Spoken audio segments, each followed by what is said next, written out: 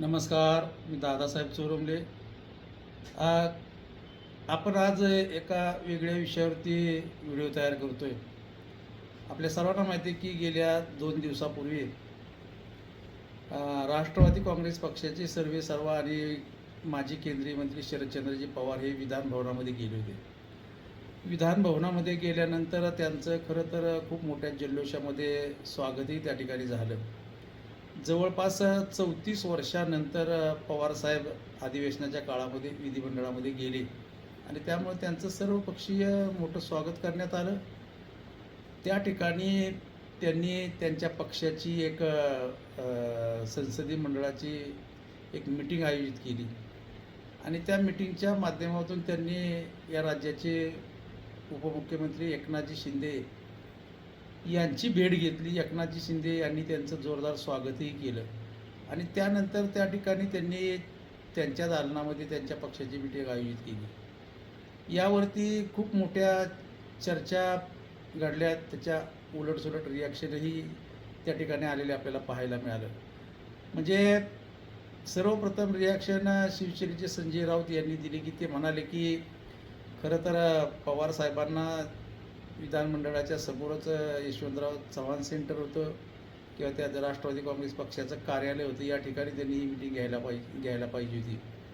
मात्र ज्यांनी पक्ष फोडला, ज्यांनी या राज्याच्या राजकारणामध्ये राष्ट्रवादी काँग्रेस, शिवसेना आणि काँग्रेस सत्तेमध्ये होतं, त्यांच्यापासून फारकत घेऊन नवीन पक्ष स्थापन केला आणि सरकार कोसळलं. त्यांच्याबरोबर पवारसाहेबांनी बैठक करणे म्हणजे त्यांना कळत नकळत ताकद दिल्यासारखं होतं आहे, असं तिखट प्रतिक्रिया संजय राऊत यांनी दिली. खरं तर सहजासहजी शरदचंद्रजी पवार हे राज्याचे अतिशय धुरंधर नेते आणि अतिशय चाणाक्ष म्हणून त्यांच्याकडे पाहिलं जातं. ते अशी सहजासहजी तरी भेट घेतील असं आपण म्हणणं थोडंसं धाडसाचं ठरेल. कारण का तर एकनाथ शिंदे आणि शरद पवार यांच्या भेटीमागे अनेक शक्यता असू शकतात. मात्र याचा ठोस पुरावा समोर येईपर्यंत कोणताही निष्कर्ष काढणे योग्य ठरणार नाही. मात्र निश्चित आहे की यामागं संभाव्य राजकीय गणित असू शकतात. आगामी राजकीय घडामोडी किंवा निवडणुकीच्या पार्श्वभूमीवर संवादाची दारं खुली ठेवण्याचा प्रयत्न असू शकतो. तसेच विधिमंडळामधील काही प्रलंबित पवारसाहेबांचे विषय असतील किंवा राज्याच्या हिताच्या मुद्द्यावरती त्यांना एकनाथ शिंदेसाहेब यांच्यावर चर्चा करावायची असेल किंवा विविध पक्षातील या निमित्ताने संबंध पूर्णपणे तुटू नयेत म्हणून वरिष्ठ नेत्यामध्ये संवाद साधण्याची एक राजकीय परंपरा आहे, हाही भाग त्याच्या पाठीमागे असू शकतो. मात्र विरोधी पक्षामध्ये संभ्रम निर्माण करणे किंवा स्वतःची राजकीय भूमिका अधिक मजबूत करण्याचा डावसुद्धा पवारसाहेब या भेटीमागे खेळू शकतात. या भेटीनंतर महाविकास आघाडीतील काही नेत्यांची नाराजी व्यक्त केली आणि याच्यामध्ये मी तुम्हाला आत्ताच सांगितलं की खासदार संजय राऊत यांनी अनेक प्रश्न उपस्थित केले या भेटीला आणि त्यामुळे तर या भेटीला खरं तर राजकीय स्वरूप प्राप्त झालं. एकूणच ही भेट भविष्यातील राजकीय समीकरणाची चाचपणी असू शकते का?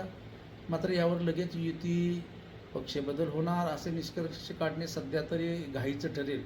पुढील काही दिवसांमध्ये घडामोडी व संबंधित नेत्यांच्या त्या बाबतीतल्या अधिकृत दुजोरा काय मिळतो का हे आपल्याला पाहावं लागेल या आणि नंतरच खरं तर चित्र स्पष्ट होईल. तरी देखील भविष्यातील राजकारण काय सुद्धा होऊ शकतं असाही राजकीय संदेश या पाठीमागे असू शकतो. यामध्ये उद्धव ठाकरे यांना पवारांना असं उद्धव ठाकरेंच्या बाबतीमध्ये पवार यांना असं सांगायचं असेल की माझ्याकडे सर्व पक्षाशी संवाद ठेवण्याची क्षमता आहे. महाविकास आघाडीतील राजकारणात माझी भूमिका अजूनही राज्याच्या पातळीवरती महत्त्वाचे आहे. कदाचित या भेटीतून पवारसाहेबांना, देवेंद्र फडणवीस यांनासुद्धा संदेश द्यायचा असेल की मध्यंतरी आपल्याला माहिती आहे की उद्धव ठाकरे यांनी एक भाष्य केलं की मराठी माणूस जर पंतप्रधान झाला तर तो आम्हाला आवडेल आणि हे वाक्य त्यांचं देवेंद्र फडणवीस यांच्या बाबतीत होतं आणि त्या भावनेतून सुद्धा कदाचित पवारसाहेबांनी एकनाथ शिंदे एक मराठा कार्ड म्हणून पूर्ण राज्यामध्ये खूप असे लोकप्रिय नेते आता ठरत आहेत आणि त्यामुळं त्यांना कळत नकळत ताकद देण्याचा सुद्धा याच्या पाठीमागचा भाग असू शकतो. राजकारणात खरं तर कायमस्वरूपी शत्रू किंवा मित्र नसतात. परिस्थितीनुसार प्रत्येक पक्षाला संवाद ठेवावा लागतो हेही त्यांना दाखवून द्यायचे असेल. आता मात्र शरद पवार आणि एकनाथ शिंदे यांच्या भेटीनंतर शिवसेना गटाकडून जरी नाराजी व्यक्त केली असली तरी आपल्याला माहिती आहे की फडणवीस, देवेंद्र फडणवीस अप्रत्यक्षपणे देवेंद्र फडणवीसांना ते राजकीय संदेश असू शकतो. पण याच भेटीचा निश्चित उद्देश असा आहे असं म्हणणं सध्या धाडसाचं होईल. याला कुठलेही ठोस पुरावे अद्याप तरी आपल्याकडं आलेले नाहीत. तर पाहू या पुढील काही दिवसामध्ये राजकीय घडामोडी फार वेगवान घडताना दिसतील आणि त्यावरच संबंधित नेत्यांची अधिकृत भूमिका काय असेल यावरच खरं तर चित्र स्पष्ट होईल हे मात्र निश्चित. आज याच ठिकाणी आपण थांबूया. धन्यवाद.